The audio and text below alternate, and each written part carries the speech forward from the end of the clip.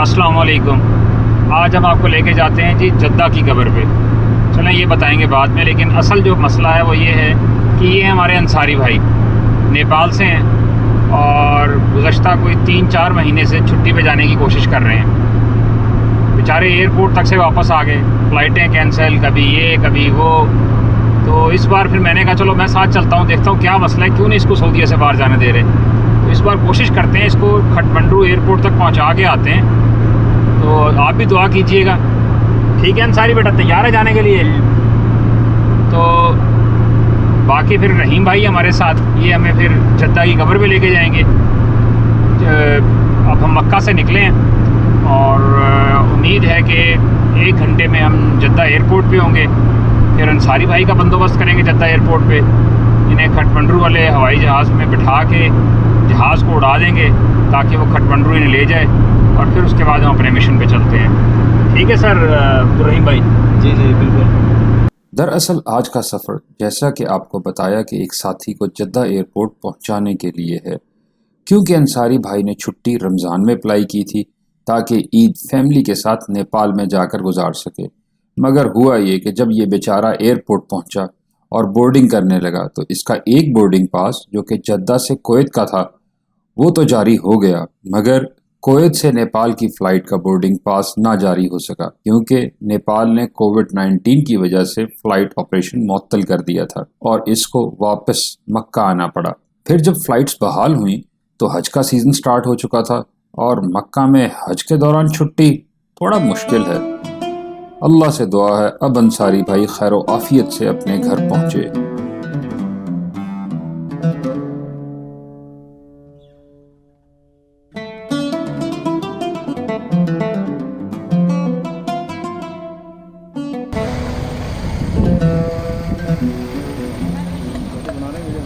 Okay Ansari बेटा, अल्लाह हाफिज़। अल्लाह आपको खैर आफियत से लेके जाए, और अब चले जाना बेटा खटमंडू। ओके, अल्लाह हाफिज़।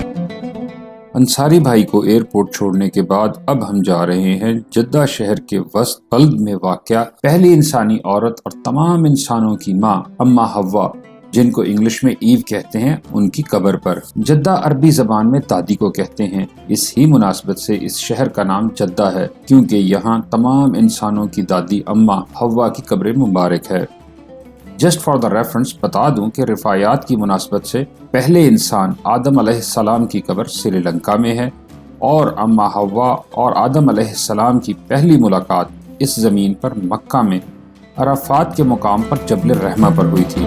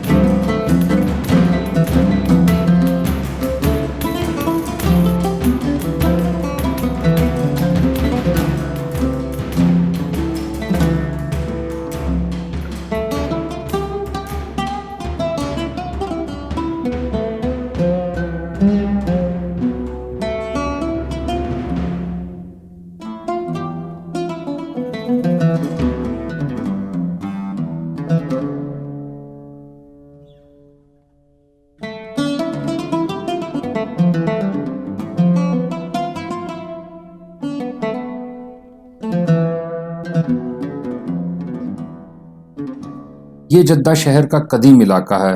तंग गलियां और पुराने मकान इस कब्रिस्तान के इर्द गिर्द मौजूद हैं। सऊदी अरब में तकरीबन तमाम कब्रिस्तान एक ही तर्ज पर हैं। इसी तरह की चारदीवारी तकरीबन अक्सर कब्रिस्तानों के गिर्द देखने को मिलेगी।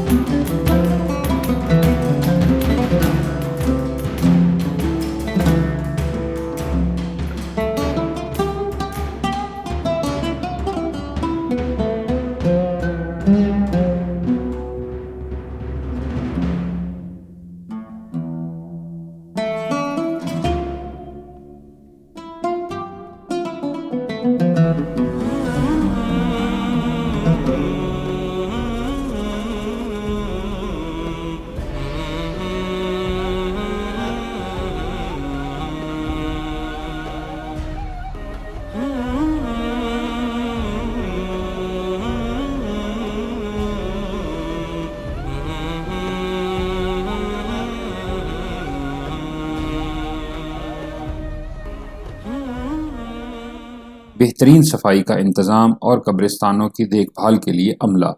कब्रें भी तमाम सऊदी कब्रिस्तानों की एक ही तरह हैं, कतार दर कतार। ताहम इंटरनेट पर अम्मा हवा की कब्र की कुछ पुरानी तस्वीर मौजूद हैं।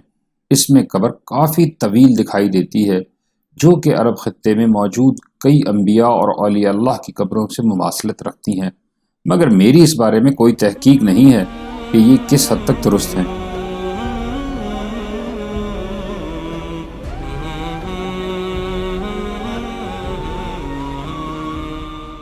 अब जद्दा आए हैं तो देसी खाना तो बनता ही है।